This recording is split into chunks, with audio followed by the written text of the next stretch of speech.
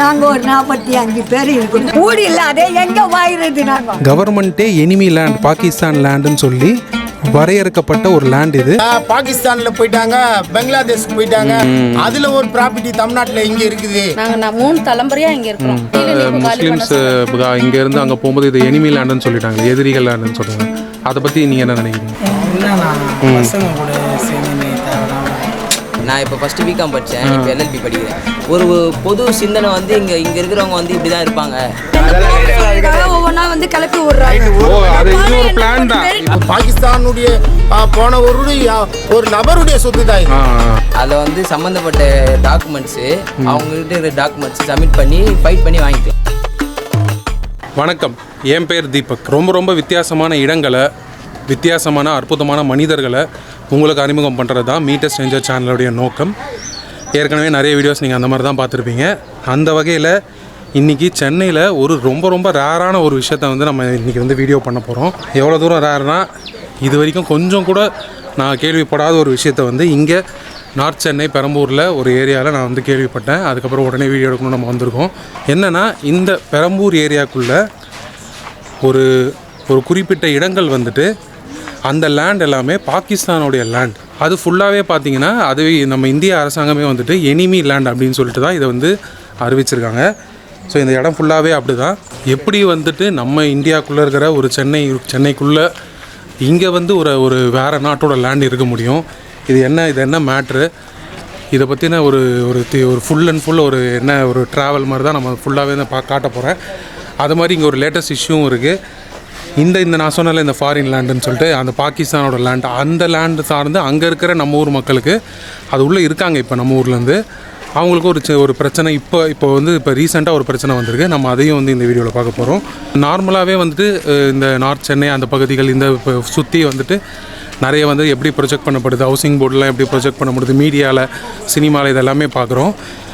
இது உண்மையா? இது உள்ளே எப்படி இருக்காங்க உண்மையாகவே? இந்த ஃபாரின் லேண்ட், எனிமி லேண்டுன்ற அரசாங்கமே எனிமி லேண்ட் அப்படின்னு சொல்கிற இந்த பாகிஸ்தான் லேண்டுக்குள்ளே யார் இருக்காங்க, அவங்களாம் எத்தனை வருஷமாக அங்கே குடியிருக்காங்க, இதெல்லாமே அவங்க வந்து நம்ம உள்ளே போய் நான் பார்க்கலாம். இப்போது இது ரொம்ப ஒரு ரேரான விஷயம், புது விஷயமா இருக்கும். இந்த ட்ராவலில் நீங்களே கூட வாங்க.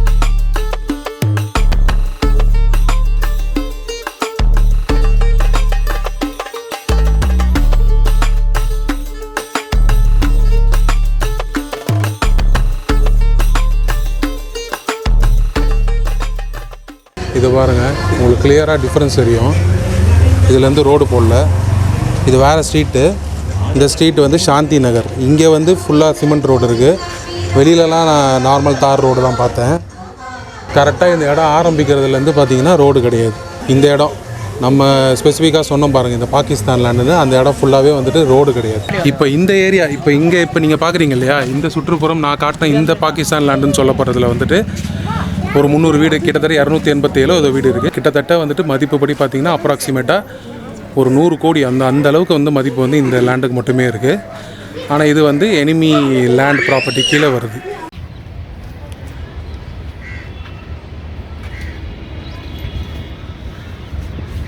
டாக்டர் அம்பேத்கர் நகரில் நாங்கள் குறைஞ்சபட்சம் ஒரு 40-50 வருஷத்துக்கு முன்னாடிலேருந்து முன்னோர்கள்லாம் இங்கே தான் இல்லை. 40-50 வருஷமா 50 வருஷத்துக்கு முன்னாடிலேருந்து எப்படின்னா, பக்கத்தில் வந்து நதர்சன் தோல் கம்பெனி இருந்தது பக்கத்தில். அந்த கம்பெனியில் வந்து எங்கள் முன்னோர்கள்லாம் வந்து அங்கே தான் பண்ணி வேலை செய்து வந்தாங்க. அப்போ வேலை செய்யும்போது எங்களுக்குன்னு ஒரு குடி.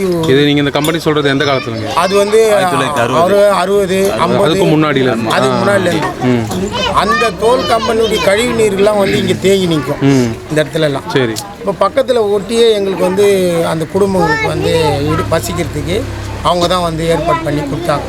இங்கே வேலை செய்கிறவங்க இருக்கணும் அப்படின்ட்டு நீங்கள் இங்கேயே இருங்க, தங்கி வேலை செய்வோம்.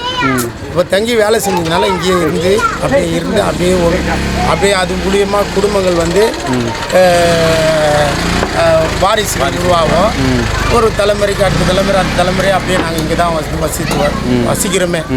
இப்போது எங்கள் அப்பாவுக்கு அப்புறம் எங்கள் தாத்தாக்கு அப்புறம் எங்கள் அம்மாவுக்கு அப்புறம் நான், இப்போ எனக்கு அப்புறம் என் பிள்ளைங்க அப்படின்ட்டு நாங்கள் இங்கே தான் வரோம். இப்போ இது வந்து நாங்கள் அப்போல்லாம் வந்து குடிசைகளாக வந்து அங்கங்கே போட்டு குடிசைகளாக தான் இருந்தோம். அப்புறம் காலப்போக்கில் வந்து ஒரு 2-3 வாட்டி வந்து இங்கே ஃபயர் ஆகிடுச்சு. 2004 ஆகஸ்ட் 16-15 எரியுது. அதே போல் 2024 ஆகஸ்ட்டுக்கு அப்புறம் இப்போ என்ன ஆகுதுன்னு அக்டோபர் வரைக்கும் நம்ம இருக்கிறோம். 20 வருஷம் முடிஞ்சிருச்சு. அப்போ 20 வருஷம் முடிஞ்சு கடந்து இருக்கிறோம். இப்போ இதுவே ஒரு சாட்சி தான், இதுவே ஒரு ஆதாரம் தான். ஒரு இடத்துல நாங்கள் வசிக்கிறதுக்கு 20 வருஷத்துக்கான சான்றை இதே இருக்கு. ஒரிஜினல் வந்து அந்த லெதர் ஃபேக்டரி அந்த கம்பெனியா இருந்தது. ஒரு முடி கம்பெனி வந்து அந்த முடி கம்பெனி எப்படிடான்னா இங்க இருந்தே தயார் பண்ணி எக்ஸ்போர்ட் அனுப்புவாங்க, கப்பல்ல போவாங்க. முடி கம்பெனி முடி ஆடு வந்து தனியாவே அந்த தோலை எக்ஸ்போர்ட் பண்ணுவாங்க.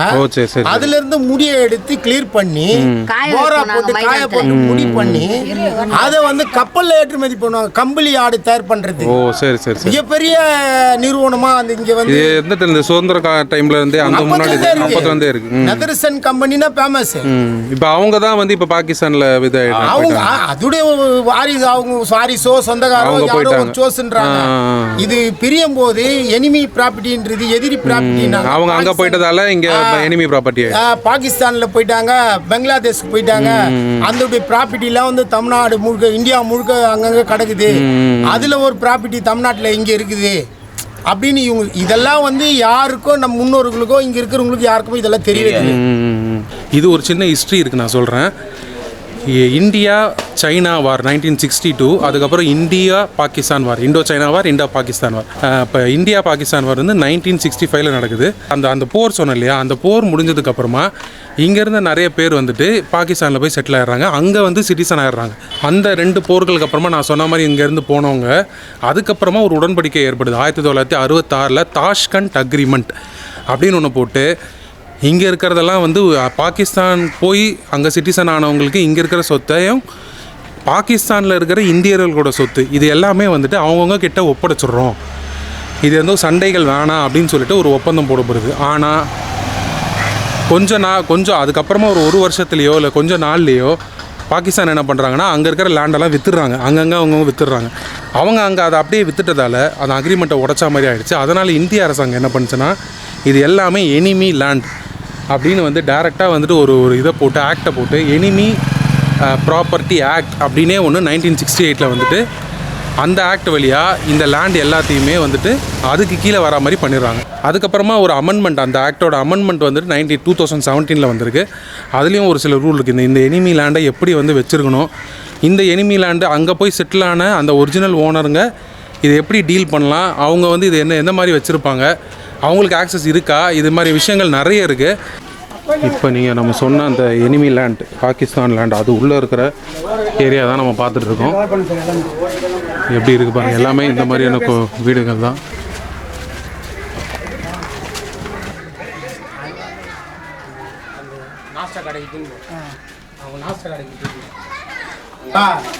அவங்க கலாகண்ட நாஸ்டா கடை, நாஸ்டா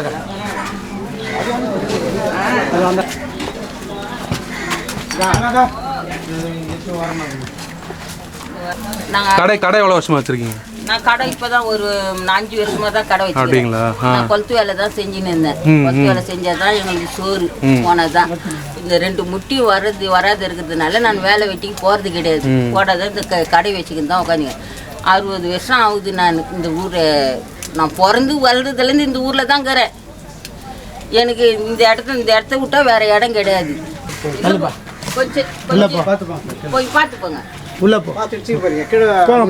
அந்த அளவுக்கு எங்களுக்கு வசதி இல்லை சாமி, விட்டு போனா. சாப்பிட்றாரு, பரவாயில்லையா? நீங்கள் யாராவது போங்க. இந்த வீடு பாருங்க, இங்கே இருக்கவங்களோட வீடு மொத்தமாகவே செவர்லாம் இல்லை, செவர் கிடையாது, எல்லாமே ஓடுது தான். சாரிப்பா டிஸ்டர்ப் பண்ணிட்டு. எல்லாமே ஓடுங்களா? செவரே கிடையாது? செவரே கிடையாது சார். நிலைமை தான்.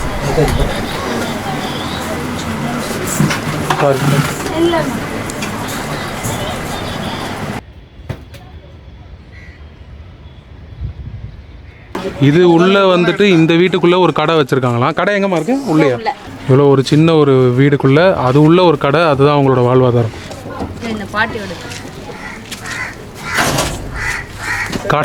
கடை வெளியில தெரிஞ்சா தானே வாங்குவாங்க, இங்க வச்சு எப்படி அவங்க இங்க இந்த ஏரியாவில் இருக்கவங்க மட்டும் வாங்கிடுவாங்களா? அவங்களோட கடை. ஆமாம், சொன்ன மாதிரி வெளியிலேருந்து யாரும் எவ்வளோ தூரம் வரப்போகிறது இல்லை. இங்கே இருக்கிறவங்க ஏதாவது எமர்ஜென்சினா வாங்குறது.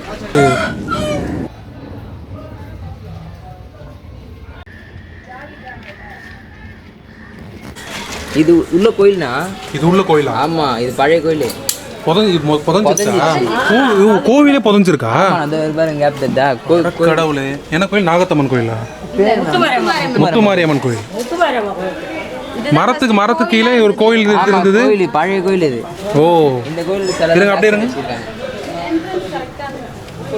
அந்த கோயிலோட இது சிலை எடுத்துட்டு அங்கே வச்சுட்டாங்களா?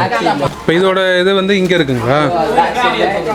பேக் சைடில் இருக்க அந்த சிலை கட் பண்ணி வச்சு. ஓ அப்படிங்களா?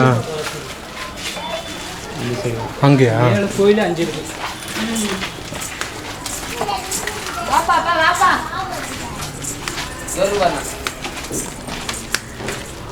ஓ, அங்கேருந்து அம்மன் இவங்க தானா?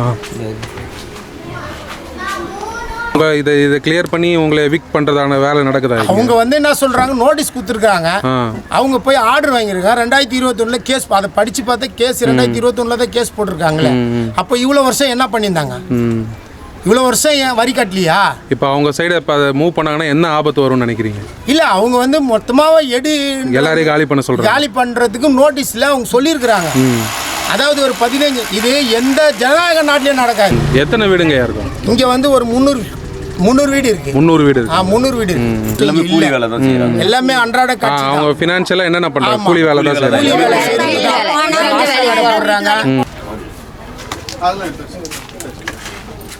அவங்களுக்கு வணக்கம். உங்க பேரு? மைமூன். முஸ்லீம். சரி, சொல்லுங்க. நீங்க எத்தனை வருஷமா இருக்கீங்க? நாங்கள் 45 வருஷமா இருக்கோம். இங்கே தான் இருக்கீங்களா? சின்ன பசங்க, எங்கள் பசங்கள்லாம் அதுலேருந்து எங்கள் அப்பா காலத்துலேருந்து இங்கே தான் இருக்கிறாங்க. இருந்து இப்போ தான் குழந்தைங்களுக்கெல்லாம் கட்டி கொடுத்தோம். நாங்கள் பேரன் பேத்தி கூட நாங்கள் எடுத்து இங்கே தான் இருக்கிறோம். நாங்கள் 3 தலைமுறையாக இங்கே இருக்கிறோம். ஆனால் வந்து உங்கள் முஸ்லீம்ஸ் இங்கேருந்து அங்கே போகும்போது இது எனிமி லேண்டுன்னு சொல்லிட்டாங்களே, எதிரிகள் லேண்டுன்னு சொல்கிறாங்க. அதை பற்றி நீங்கள் என்ன நினைக்கிறீங்க? அதெல்லாம் எங்களுக்கு தெரியாது. உங்களுக்கு அதை பற்றி எதுவும் தெரியாது? தெரியாது. எங்களுக்கு இடமா இருந்துச்சு. நாங்க வந்து நாங்களா யாருக்கும் நாங்க இதுவும் இல்லாத உங்களுடைய எல்லா பூர்வீகமா இருக்க எல்லாருமே இங்கே தான் இருக்காங்க. இருந்தோம் சார். நாங்க குடிசை போட்டுக்கிட்டு இருந்தோம். எரிச்சிடுறதுனால உடனே வாங்கி இந்த சீட்டுங்களை போட்டு உட்காந்துட்டு இருக்கோம். ஷீட் போட்டு தான் இருக்கீங்க? ஆமா, நாங்க ஷீட் போட்டு தான் இருக்கிறோம். நாங்கள் எங்கே திடீர்னு வந்துட்டு எங்களுக்கு காலி பண்ண சொல்றாங்க. நாங்கள் எங்கே போவோம்? நீங்கள் என்ன வேலை பார்க்குறாங்க? நாங்கள் நாஸ்டா கடை தான் அங்கே தான் போட்டுட்டு இருக்கோம். அப்படிங்களா? டிஃபன் கடை தான் போட்டு படிச்சுன்னு இருக்கிறோம். ஒரு 10 வருஷமா. இவர் சமையல் வேலை பண்ணிக்கிட்டு இருப்பாரு. வேலை இங்கே சரியா இல்லை. இப்போ 10 வருஷமா நாங்கள் அதுதான் போட்டுட்டு இருக்கோம். பசங்களை படிக்கிறாங்களா? பசங்க பேர பேத்திங்க 3 தலைமுறையா இங்கே உருது ஸ்கூல் ஒன்று இருக்கு, அங்கே படிக்கிறாங்க. உருது ஸ்கூலில் படிக்கிறாங்க, கார்பரேஷனில். எங்களுக்கு திடீர்னு நேற்று ரோட்டில் உட்கார வச்சாங்கன்னா நாங்கள் எங்கேயே போகணும்? செத்து தான் போகணும். நாங்கள் செத்து தான் போகணும். எல்லாரையும் எங்களுக்கு மருந்து கொடுத்து சாவச்சிட்டு நீங்கள் எடுத்துகிட்டு போயிடலாம். பேங்க்கில் வேலை செஞ்சுக்கிட்டு யாரும் இங்கே வந்து அக்கௌண்ட்டில் பணத்தை போட்டு வச்சுக்கிட்டு சாப்பிடல யாரும். டெய்லி சம்பாதிச்சு அன்னைக்கு சாப்பிட்றதுக்கே எங்களுக்கு கரெக்டாக இருக்குது. இப்போ அமிச்சா வெளியே போய் வசதியாக வாழ்றான்ற மாதிரி நீங்கள் யாரும் இல்லை. அந்த மாதிரி இல்லை சார், யாருமே இல்லை. இது உங்கள் வீடுங்களா? ஆமாண்ணா. உங்கள் பேர்? என்னோட பேர் வந்து தமிழ்கொடி. நான் வந்து பிகாம் முடிச்சுட்டு எம்பிஏ படிச்சுட்ருக்கேன். இந்த இடத்துல இருந்து தான் வந்து ஓரளவுக்கு கொஞ்சமாவது டெவலப் ஆகி நெக்ஸ்ட் லெவல் ஆஃப் ஸ்டடீஸில் போயிருக்கோம். இது வந்து என்னோட கல்ச்சுரல்ஸு, அதே மாதிரி வந்து நிறைய காம்படிஷன்ஸ் போயிருக்கோம். எங்கள் அண்ணா வந்து டிஸ்ட்ரிக்ட் லெவல் பாக்ஸராக இருக்காங்க. நாங்களும் அதில் இருந்தோம். அதுக்கப்புறமா எங்களால் மோரோவர் அச்சீவ் பண்ணது வந்து கொஞ்சம் தான். அது வந்து கொஞ்சம் லைட் போடு. ஸோ இதெல்லாம் தான் காலேஜில் கல்ச்சுரல்ஸில் வாங்கினது. இது வந்து ஸ்கூல் சயின்ஸ் குரூப்பில் வந்து ரோபோட்டிக்ஸு. இது வந்து சயின்ஸ் குரூப்பில் ஃபர்ஸ்ட் மார்க் எடுத்ததுனால இதெல்லாம் வந்து கல்ச்சுரல்ஸில் ஜெயிச்சது. ஒரு ஆள். ஓகே. அவங்க உங்கள் தங்கச்சி? இவங்க வந்து நர்சிங் படிச்சுட்டு இருக்காங்க, பிஎஸ்சி நர்சிங். ஓ சரி. நீங்கள் 3 பேரும் சிஸ்டர்ஸ் பிரதர்ஸ்.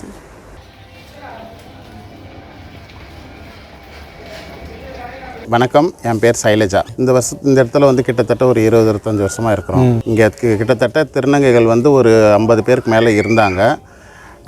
இடம் வந்து கொஞ்சம் பத்தாக்குறையினால வந்து அவங்கவுங்க சில பேர் காலி, எல்லாரும் வாடகை தான் இருந்தோம். 50 பேர் இருந்தாங்களா? ஆமாம் இருந்தாங்க. பக்கத்தில் இருக்கிறவங்க எல்லாரும் சப்போர்ட்டிவ் தான், எல்லா விஷயத்துலையுமே சப்போர்ட்டு தான். நம்மளுக்கு எந்த பிரச்சனையும் கிடையாது. அவங்கள ஒருத்தராக நான் இருக்கிறேன், என்னோட ஒருத்தர் அவங்களா இருக்கிறாங்க. எங்களுக்கு எந்த பிரச்சனையும் இல்லை. மக்கள் வந்து அந்த மாதிரியான வேறுபாடுகள்லாம் பார்க்க இல்லை, அப்படி கிடையாது. எல்லாருமே அம்மா புள்ள அது மாதிரி தான். இப்போ அந்த குழந்தை கூப்பிட்டா என்கிட்ட வந்துடும், அந்த குழந்தை கூப்பிட்டா என்கிட்ட வந்துடும். அந்த மாதிரி நாங்கள் எல்லாரையும் பழக வச்சுருக்கோம். அம்மா பொண்ணு மருமக பேத்தி அப்படி தான் எல்லாமே இங்கே இருக்கிறோம் நாங்கள். இப்போ நான்லாம் இங்கே இருக்கிறேன்னா இப்போது வந்து இங்கே இருக்கிறவங்களை கேட்டால் தெரியும் என்னோடய கேரக்டர் என்னன்றது, நான் எப்படி இங்கே நடந்துக்கிறேன்றது வந்து அவங்களுக்கு தெரியும். அப்படி இருக்கிறப்ப நான் முதல்ல இந்த வீட்டுக்கு வாடகை தான் வந்தேன். வாடகை வந்துட்டு அப்படியே வந்து லீஸ் இருந்தேன். வாடகை ஏற்றுனதுனால என்னால் கொடுக்க முடியல, ஜாஸ்தியாக இருக்குது வாடகை அப்படின்னா சரி லீஸ் போட்டுக்கோங்க அப்படின்னு சொல்லிட்டோன்னு சரி நான் ஒரு இடத்துல கடன் வாங்கி அந்த காசை லீஸ் போட்டு கொடுத்துட்டேன். நான் வந்து லீஸில் இருந்துட்டு இப்போ அது வாங்கிட்டேன். இந்த வீடை வந்து நான் வாங்கிட்டேன். இந்த வீடு தான் என்னது. அப்படிங்களா? ஆமாம், ஓகே ஓகே. இதுதான் என்னது. இப்போ வந்து எடுக்கிறாங்க அப்படின்னு சொல்லும் போது எங்களுக்குலாம் ரொம்ப கஷ்டமாக இருக்குது. நாங்களும் யாசங்க கேட்டு ஒரு ரூபா 2 ரூபா ஸ்டார்டிங், நாங்களாம் ரூபா 2 ரூபா கேட்ட நாள்லேருந்து கொஞ்சம் கொஞ்சமாக சேர்த்து வச்சு ஒரு அமௌண்ட்டை கொடுத்து நாங்கள் இந்த இடத்த வாங்கியிருக்கிறோன்றப்போ வந்து இப்போ போதுன்றப்போ வந்து எங்களுக்கு இன்னுமே இவ்வளோ கஷ்டப்பட்டு வாங்கி இப்போ இந்த மாதிரி கஷ்டமாக இருக்குது. என்ன பண்ணுறதுன்னு ஒன்றுமே புரியல. நம்ம வாங்காமல் லீஸ்க்கு இருந்ததாலுமே கொஞ்சம் சந்தோஷமாக இருந்திருக்கோம். இப்போ மறுபடியும் நாங்கள் இவ்வளோ காசு கொடுத்து இதை வாங்கிட்டு திருப்பி அந்த இடத்துக்கு இன்னொரு அமௌண்ட்டு நாங்கள் கொடுக்கணும் அப்படின்ற பட்சத்தில் வந்து கஷ்டமாக இருக்குது. என்ன பண்ணுவாங்க எது பண்ணுவாங்க நமக்கு தெரியல.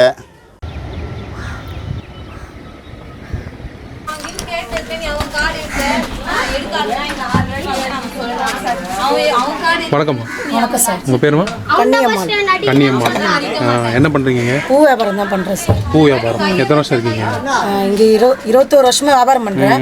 40 வருஷமாக இங்கே இருக்கிறேன். உங்கள் ஹஸ்பண்ட் என்ன பண்ணுறாரு? இறந்துட்டார் சார். அப்படிங்களா? பசங்க பெயிண்ட் தான் அடிக்கிறாங்க, 2 பசங்களும். ஒரு பையனுக்கு கல்யாணம் பண்ணிட்டு இடம் பத்தல, சின்ன வீடு தனியாக வாடகைக்கு வச்சுருக்கேன் சார். அப்படிங்களா? இது உங்கள் வீடுங்களா? சரி. லோக கொஞ்சம் நான் இருப்போம் வாங்க உள்ள வாங்க.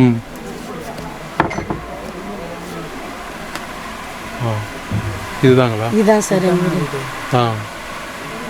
இங்கே உங்களோட ஃபேமிலி பற்றி சொல்லுங்கள். எங்கள் வீட்டுக்காரர் இறந்துட்டாரு, குடிச்சு இறந்துட்டாரு. இறந்துட்டாரு. பூ வியாபாரம் தான் சார் 21 வருஷமாக பண்ணுறேன். அதை வச்சு தான் என் பிள்ளைங்களெல்லாம் காப்பாற்றினேன். ரொம்ப கஷ்டப்பட்டேன். அவர் இங்கே இருந்தவரா இல்லை நீங்கள் இங்கே? நான் அவரும் இங்கே தான் இருந்தார் சார். 2 பேரும் இங்கே தான் இருந்தார். அவர் ரொம்ப குடியில் இறந்து போயிட்டாரு. அப்போ 21 வருஷமாக நான் பூ தான் விற்கிறேன் சார் நான். அப்படிங்களா? ஆமாம் சார். நாங்கள் பிறந்து வளர்ந்ததெல்லாம் இங்கே தான் சார். எங்கள் அம்மா வீடு அங்கே தான் இருக்குது, அண்ணன் இருக்குது. நான் பிறந்து வளர்ந்தது கல்யாணம் பண்ணதெல்லாம் இங்கே தான். எனக்கு நான் 50 வயசு ஆகுது சார். எனக்கு எங்கள் பசங்க இன்னும் ஒரு பையனுக்கு கல்யாணம் பண்ணல, ஒரு பையனுக்கு மட்டும் பண்ணியிருக்கேன் சார். நீங்கள் என்ன பிரதர் பண்ணுறீங்க? பெயிண்டிங் வேலை செய்யணும். நீங்களும் பெயிண்டிங்? நீங்கள் இப்போ படிக்கலையா நீங்கள்? பசங்க கூட சேர்ந்து உள்ளே வந்து இந்த மாதிரியான பிரச்சனைகள், அந்த லேண்டு பிரச்சனை, இந்த மாதிரியான அதாவது வந்து பாகிஸ்தான் லேண்டு அந்த மாதிரிலாம் இருக்குது. ஆனாலும் அங்கே முயற்சி பண்ணி அதுலேருந்து படித்தும் வெளியில் வர வந்து நல்லா இருக்க ஆளுங்களும் இருக்காங்கண்ணா. ஆனால் வந்து எப்படின்னா வந்து அது வெளியே தெரிய மாட்டுது. ஆனால் அது தெரிய மாட்டுது. கெட்ட விஷயம் மட்டும் முதல்ல தெரியும். விஷயம் மட்டும்தான். இப்போ நம்ம எதனா இப்போ நானே இப்போ சொல்கிறேன்னா, இப்போ எங்கள் ஃபேமிலியே வந்து நிறைய பேர் படிச்சிருக்காங்க. இப்போ நாங்கள் தான் ஃபஸ்ட்டு ஜெனரேஷன் படிக்கிறோம். அந்தமாரி நிறைய பேர் இருக்காங்க உள்ளே. வந்து ஒரு 40 வருஷமாக இருக்குண்ணா இந்த இடம். இங்கே வந்து படித்தவங்களும் இருக்காங்க, ஸ்போர்ட்ஸ் ரீதியாக முன்னேறினவங்களும் இருக்காங்க. அதனால் வந்து ஸ்லம்முனா பொதுப்படியாக வந்து ஒரு எப்படி சொல்கிறது, ரவுடிசம், கட்ட பஞ்சாயத்து, இந்த பொருள் மீடியா சினிமாலெல்லாம் அப்படி தான் காட்டுவாங்க. இப்போ நான் கூட 2 டிகிரி படிச்சிருக்கேன்.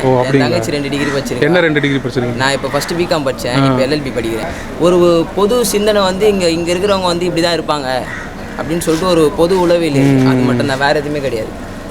மற்றபடி ஒன்று. உங்கள் பேருங்க? என் பேர் நரேஷ்குமார். இப்போ நான் சொன்ன அந்த 2017 அமெண்ட்மெண்ட் ஆக்டுக்கு அப்புறம் இந்தியன் கவர்மெண்ட் என்ன பண்ணிடுச்சுன்னா, இந்த மாதிரியான லேண்டுக்கு, எனிமி லேண்டுக்கு வந்துட்டு அவங்க அந்த கிளியராக வந்துட்டு புதுசாக கனெக்ஷனோ இல்லை எதுவுமே வந்து அவங்களுக்கு கொடுக்க முடியாது. அதாவது வாட்டர், ட்ரைனேஜ், எலக்ட்ரிசிட்டி இதெல்லாம். ஏன்னா அவங்க வந்து பட்டா வந்து அவங்கக்கிட்ட இருக்காது. ஸோ அதனால் வந்து இந்த மாதிரியான லேண்டுக்கு வந்து கொடுக்க முடியாது அப்படின்ற அறிவிச்சிட்டாங்க. இப்போ ஒரு வீடு இருக்குது, அதுக்கப்புறம் பக்கத்துலேயே அவங்க வந்து ஒரு 2 வீடாக மாற்றுறாங்க, அவங்களுக்கு கல்யாணம் ஆகுது அப்படின்னா அவங்க வந்து புதுசாக வந்து அதை பண்ண முடியாது. இங்கே இருக்கிறதால உங்களுக்கு என்னென்னலாம் வசதி இருக்கும்? ஏன் இங்கே தான் இருக்கணும்னு நினைக்கிறீங்க? இங்கே எங்களுக்கு கிட்ட வேலை, வேற இடத்துலாம் போனால் எங்கே போய் வேலை செய்ய முடியாது, எங்கே போய் நம்மளுக்கு வேலை தருவாங்க. சென்னையிலேருந்து சிட்டிலேருந்து போய் அங்கே போய் வேலை வாய்ப்பு இல்லாமல் இடம் எப்படி திருட்டு போகுது, இதெல்லாம் நீங்களே வீடியோ எடுத்து போட்டீங்க. செம்மஞ்சேரி ஆனால் அம்பேத்கர் இந்த ஏரியா பொறுத்த வரைக்கும் நைட்டு 1 மணி 2 மணி வந்தாலும் யாரும் தைரியமாக பொம்பளைங்க நடக்கலாம் வரலாம். இப்போ அது நடக்காது. இப்போ தைரியமா 2 மணி கூட பொம்பளைங்க போகலாம். நாங்கள் போயிட்டு ஆனால் போயிட்டு கூட சண்டை வலிக்க மாட்டாங்க. நம்ம ஊரு நைட்டு எந்த பாதிப்பும் கிடையாது. யாரும் எல்லாம் நாங்கள் தெரிஞ்ச மனுஷாலாக இருக்கிறாங்கல்ல, எதனால ஆனால் ஏன் வெளில இப்போ பொதுவாக இங்கே கொஞ்சம் டேஞ்சரு, இங்கே வந்து சண்டை நடக்கும், ரவுடிசமாக இருக்கும். ஒவ்வொன்னா வந்து கிளப்பி விடுறாங்க. ஓ, அது இது ஒரு பிளான் தான். 2 மணி கூட கூடாது அப்படிங்கிறது இவங்களாம் ஒரு பண்றாங்க. அப்படி ஒரு பயத்தை ஏற்படுத்தி இங்கே காலி பண்ணுறத வச்சுக்கலாம். அந்த மாதிரி காலி பண்ணுறதுக்கு எல்லாமே செம்மஞ்சேரி பார்த்துருக்கீங்க. வெளியாளுங்க அப்படி சப்போஸ் இங்க வந்தா கூட நாங்க எல்லாருமே ஒன்னா நின்று தான் நாங்க பாத்துக்கிறோம். மிச்சப்படி எந்த பிரச்சனையும் இங்கக்குள்ள வந்தது இல்லைன்னா எல்லாரும் ஒரே குடும்பமா இருந்து நாங்க பாக்குறோம். ஒருத்தர் விட்டு ஒருத்தர் போயிட்டா கூட ஒரு நல்லது கட்டினா கூட எப்படின்னா வர்றது. இப்போ நான்லாம் வந்து ஃப்ளாட்ஸ் அப்பார்ட்மெண்ட்டில் இருக்கேன். பொதுவாக அவர் அவ்வளோவா நம்மெல்லாம் பேசிக்க மாட்டோம், பக்கத்தில் யாரும் தெரியாது. இங்கே இந்த மாதிரி எப்படி இருக்கும்? இங்கே வந்து நாங்கள் எதுனா ஒருத்தர்னா உடம்பு சரியில்லைனா கூட ஒரு 10 பேர் வந்து நம்மளை பார்ப்பாங்கண்ணா. வெளியாள் போயிட்டோம்னா யாருன்னா பார்ப்பா? இப்போ வந்து அடுத்தவங்க வந்து நம்மளை பார்த்துருவாங்களா, எப்படிமா இருக்கிறா, எப்படிமா நல்லா இருக்கு. மொத்த ஏரியாவும் வந்து ஒரு வீட்டில் பிரச்சனைனா எல்லாமே வந்து ஒரு மனமா போடுவாங்க. ஒருத்தருக்கு ஒருத்தர் அட்ஜஸ்ட் பண்ணிக்கலாம். எல்லாரும் ஒரே குடும்பமாக இருக்கும். ஒருத்தர் கஷ்டம்னா ஒருத்தர் உதவி பண்ணி எல்லாம் ஒரு தெருல எதனா ஒண்ணுன்னா பண உதவி அந்த மாதிரிலாம் கூட பண்ணுவாங்க. எல்லாருக்குமே ஒரு கஷ்டம் வந்திருந்தா ஒருத்தருக்கு ஒருத்தர் கொடுத்து உதவிக்கிறோம். இது ஒரு குடும்பமா இருக்குது. இங்க மோஸ்ட்லி எல்லாமே ஸ்கூல் படிக்கிறவங்க எல்லாருமே இந்த சரௌண்டிங் தான். இங்க இருந்து காலி பண்ண போயிட்டாங்கன்னா பசங்களுடைய எஜுகேஷன் மைனா பாதிக்கும்.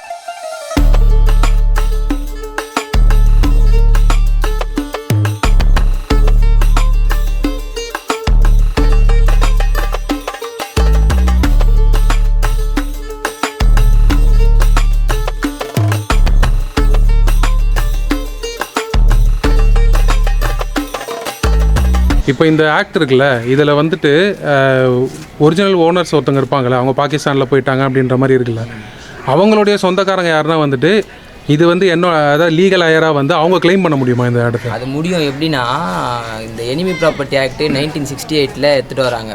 ஆறு முடிஞ்ச அப்புறமா. ஆமாம். அப்போ என்ன சொல்கிறாங்கன்னா கவர்மெண்ட்டு, அப்போ இருக்கிற லீகல் ரைஸ்க்கு இது சொந்தம் இல்லை. அப்போ இவங்களோட பசங்க, அவங்க பேரங்க பேத்தி யார் இருந்தாலுமே மெயின்டைன் பண்ணுறவங்க யாருமே இருந்தாலுமே சொந்தம் கிடையாதுன்னு சொல்லிட்டாங்க. அதுலேருந்து 2010 வரைக்கும் 2010 வரைக்கும் நிறைய எல்லாரும் ஃபைட் பண்ணிக்கிறாங்க அந்த ப்ராப்பர்ட்டி வாங்குறதுக்கு. அது யாருக்குமே சென்ட்ரல் கவர்மெண்ட் தரமாட்டேன்னு சொல்லிட்டாங்க.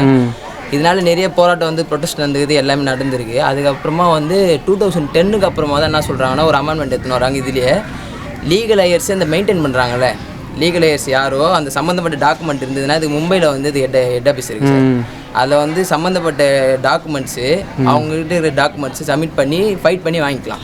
அதாவது அந்த மும்பையில் இருக்கிறது அந்த கஸ்டோடியன் ஆஃப் எனிமி ப்ராப்பர்ட்டி அந்த ஆஃபீஸ் அங்கே தான் இருக்குது.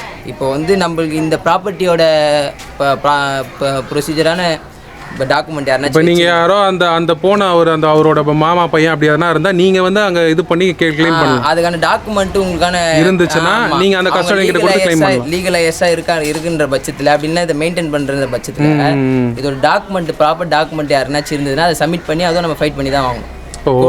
இப்போ அதுக்கான அந்த இதை வந்து எடுத்துட்டு வந்திருக்காங்க, அந்த கிளாஸ் எடுத்துட்டு வந்திருக்காங்க 2010க்கு அப்புறமா. சரி, அமெண்ட்மெண்ட். இன்னொன்று அவங்க இந்தியன் சிட்டிசனா இருக்கிற பட்சத்தில் செக் பண்ணி கொடுக்கல வாய்ப்பு இருக்குன்னு சொல்றாங்க. அதுவும் வந்து போய் ஒன்று அப்ரோச் பண்ணால் கிடைக்காது. அவங்க கோர்ட்டில் போய் ஃபைல் பண்ணி அது கிடைக்கும். அவங்க அதை ப்ரூவ் பண்ணணும். ஆமாம், ப்ரூஃப் பண்ணால் தான் கிடைக்கும்.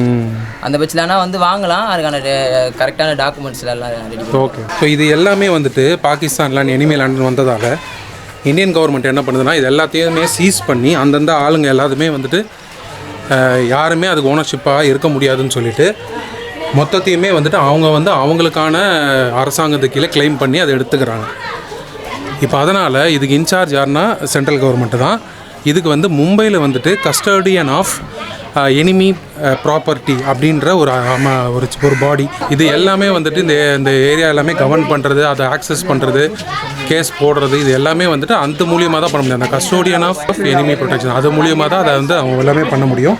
அது கீழே தான் எல்லாமே வருது. உங்கள் பேர் என்ன? என் பேர் அனிநாதி. ஊடி இல்லை, அதே எங்கே வாயிறது நாங்கள் சொல்லுங்க. இதுக்கு வெயிட்டாட்ட வேணாவா? புள்ள குட்டிங்க ஏராளமாக இருக்குது தெரியுமா எனக்கு. நானே வந்து இங்கே 3வது 4வது எடுத்துட்டேன். ஊடெல்லாம் எடுக்க முடியாதுங்க. அவங்களால என்ன முடியட்டும். உயிருக்கு கூட நாங்கள் கொடுக்குறோம். நாங்கள் ஒரு 45 பேர் இருக்கிறோம். என் உயிர் போட்டு வரமாட்டேன், இங்கே தான் இருப்பேன், இங்கே தான் சாவுவேன் அப்படின்றாங்க. என்ன செய்யறது? இந்த ஊர்ல என்ன நடக்குது? என் குடும்பத்துக்கு பதில் சொல்லுங்க. இல்ல ஒரு 5 பேர் சாவணும், நாங்க 6 பேர் சாவணும். அப்பதான் வீடு. உங்க பேருமா? ஸ்டெல்லா. உங்க ஹஸ்பண்ட் என்ன பண்றாரு? யாருக்கும் ஹஸ்பண்ட் கிடையாது. அப்படிங்களா? உங்க பசங்க இருக்காங்களா? என்ன பண்றாங்க அவங்க? ஒரு பையன் ஒரு பொண்ணு வெளியே போயிருக்கான். காணாம போயிட்டாங்களா? ஓ. ஒரு நல்ல தீர்ப்பு முதலமைச்சர் செஞ்சாட்டா எங்களுக்கு எல்லாருக்குமே நல்லா இருக்கும். எவ்வளோ பேர் நாங்கள் இருக்கோம் இங்கே. எல்லாம் நாங்கள் வந்து 3 வாட்டி வீடு எரிஞ்சு நாங்கள் ஒன்றுமே இல்லாமல் எல்லாம் அவங்க வீட்டு வேலை செஞ்சு தான் நாங்கள் இப்போ முன்னேறி வந்திருக்கோம். இப்போ திடீர்னு இது எடுக்க சொன்னால் நாங்கள்லாம் எங்கே போகிறது? இது அரசாங்க சொத்து. ஆனால் இது சென்ட்ரல் கவர்மெண்ட்டு. இது வந்து ஒரு பாகிஸ்தானுடைய போன ஒரு நபருடைய சொத்து தான் இது. நாங்கள் அம்மா இங்கே என் பொண்ணு எல்லாருமே நாங்கள் இப்படி தான். நாங்கள் வந்து யாராலையும் மாற்றப்படவும் இல்லை, எதுவும் பண்ணல. நாங்களே தான் சாமின்ட்டு சின்ன வயசுலேருந்து இப்படி தான் உருவாகி எங்களுடைய லைஃப்பை நாங்கள் சேஞ்ச் பண்ணிட்டு வீட்டில் நிறைய ப்ராப்ளம் அனுபவித்தோம், நிறைய கஷ்டங்கள் அனுபவித்தோம். முடிய வெட்டினாங்க, நிறைய பண்ணாங்க. எல்லாருமே பகச்சிக்கிட்டோம். சொந்த பந்தம் என்னை பெத்த அப்பாக்கே என்னை கொல்லி போட விட சொல்லிட்டாங்க எங்கள் சித்தப்பாங்க. அவ்வளோ பிரச்சனைகளாம் தாண்டி தான் நாங்கள் இவ்வளோ தூரம் வந்தோம். இந்த கோயில் எப்படி உருவாச்சு? கோவில் வந்து கிட்டத்தட்ட ஒரு 15 வருஷமா இருக்கு. நான் அம்மா அப்பாவெல்லாம் தனியாக வீடு வச்சுட்டு எனக்கு இப்படி தான் இருக்கணும் ஆசைப்படுறேன். வீடே நீங்கள் கோவிலாக மாற்றிட்டு? கோவிலாக மாற்றினேன். எந்த காரணத்தால் அப்படி உங்களுக்கு தோணுச்சு? எனக்கு சின்ன வயசுலேருந்தே சாமினா ரொம்ப பக்தி. ரொம்ப பக்தி. நாங்கள் நிறைய விஷயங்கள்லாம் சாமி விஷயங்கள்லாம் நிறைய பண்ணுவோம், எல்லாமே செய்வோம். அதனால் வந்துட்டு அவங்கள தனியாக ரெண்ட்டுக்கு வச்சுட்டு நான் தனியாக வந்துட்டு எனக்கு சாமி தேவைன்றதால நான் பண்ணிட்டேன். ஆன்மீகம் அந்த வழியாக கண்டிப்பாக அந்த பாதையில் போகணும் அப்படின்ற ஒரு விருப்பம். ஏன்னா எங்களுக்கு வாழ்வாதாரம் இங்கே தான் அப்படின் போது, ஏன்னா இப்போ எங்களை விட ரொம்ப மோசமான நீங்கள் பார்த்துருப்பீங்க, நிறைய மோசமானவங்களாம் இருக்காங்க. எல்லாருமே கஷ்டப்பட்டு தான் இது உள்ளே வந்தோம். ஏன்னா இது அவ்வளோ பள்ளம், இது வந்துட்டு அவ்வளோ ஒரு இதுவாக இருக்கும். கொஞ்சம் கொஞ்சமாக தாத்தா பாட்டி காலத்துலேருந்து இது மேடு ஏற்றி எல்லாமே செஞ்சாங்க. அப்போ கஷ்டப்படும் போதெல்லாம் யாரும் வந்து சொல்லலை, எங்களுக்கு அதோட இதுவை பற்றி சொல்லலை, இது எடுத்துருவோம் நீங்கள் இருக்காதீங்க அப்படிலாம் யாரும் சொல்லலை. அப்போ எங்களுக்கு உரிமை இருக்குதுல்ல, நாங்கள் இந்த மண்ணின் மைந்தன் தானே, நாங்கள் இந்த மண்ணுக்கு சொந்தக்காரர் தானே, நாங்கள் எங்கே போவோம்? நாங்கள் யாராவது ஒருத்தர் அபகரிச்சா தான் நீங்கள் பேசணும். எங்கள் சொத்து தானே இது, எங்கள் மண்ணு தானே இது. இப்போ நீங்கள் கொடுத்த மனு நான் அதை படித்து பார்த்தேன். அதில் வந்து நீங்கள் சொல்கிறது வந்து இது எனிமியோட லேண்டாக இருந்த பட்சத்தில் இதே வந்து நீங்கள் வந்து மார்க்கெட் வேல்யூ கொடுத்தா நீங்களே வாங்கிக்கிறேன் அப்படின்னு சொல்கிறீங்க. நாங்களும் அதான் சொல்கிறோம். அதுக்கு நீங்கள் ரெடியாக இருக்கீங்க. ஸோ நீங்கள் வந்து ஃப்ரீயாகவே என்னாமோ எதுவும் கேட்கல. எங்களுக்கு ஃப்ரீ பட்டா கூட தேவையில்ல, நீங்களே வாங்கிக்கிறேன்னு சொல்கிறீங்க. அப்போ இதை விட என்ன, நான் அவங்களுக்கு சரியாக தான் நான் ஈஸியாக பண்ணிட்டு போயிடலாம் சொல்கிறோம். நாங்கள் என்னன்றோம், யாருக்கோ கொடுக்குறேன்றீங்க, யாருக்கெல்லாம் வேணாம், உங்களுக்கு கொடுக்க சொல்கிறீங்க. நாங்கள் இங்கேயே வாழ்கிறோம், இங்கேயே வசிக்கிறோம், இங்கேயே மழையிலையும் காற்றுலையும் தண்ணியிலையும் இந்த இடம் வந்து ஒரு 3 ஆள் ஆழம் இருந்த இடம்.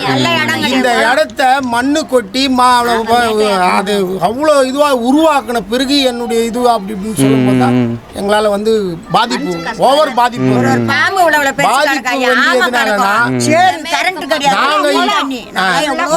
நாங்கள் என்ன சொல்கிறோம் சொல்ல வரோன்னா, அரசாங்கம் கொடுக்கின்ற சந்தை மதிப்பை விட அவங்க குறைச்சி எங்களுக்கு சொன்னா நாங்கள் கண்டிப்பாக நாங்கள் வாங்கிக்கிறோம். அதையும் நாங்கள் கடன்